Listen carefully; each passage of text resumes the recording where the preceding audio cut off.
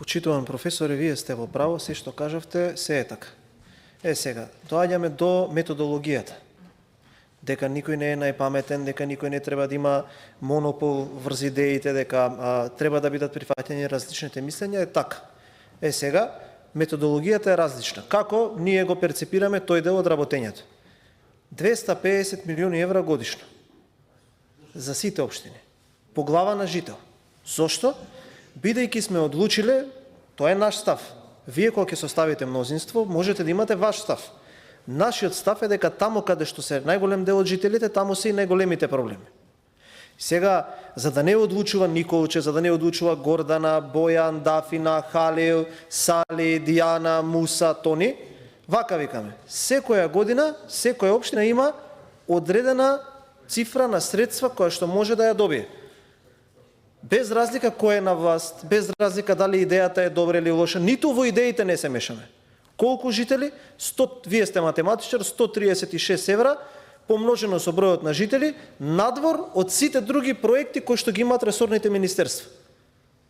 Значи, надвор од тоа, се друго кој што си има и општината и министерствата, ќе си го договорат во програмите си се реализира, ова е плюс кој што им го даваме ние на нив. Што ќе одлучат тие како проекти, тоа може и да го реализираат. Што ќе одлучат тие? Во овој момент, од прилика такви проекти во држава кои што се финансираат има 1198, така некако, 1200. Проекти.gov.mk можете секој проект да го следите до каде е имплементацијата и така натаму и така натаму. Нит некој е дискриминиран, нит на некого сме се вмешале, имаме секако собствен став за дел од проектите. Дали се добри или не, но не се мешаме. Еве ги парите, кој дојден, повелете, терај. Оваа година одлучивме како влада, како мнозинство, да нема 250 милиони евра од причина што не беа спремни општините. Тука не ги двојам на ваши и наши политичка припадност.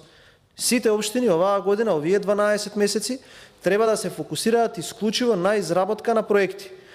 Од наредната година, во наредниот буџет, уште нови 250 милиони евра ќе има. 250 милиони евра надвор од сите други кои што ќе ги имаат министерствата и институциите за да финансираат проекти.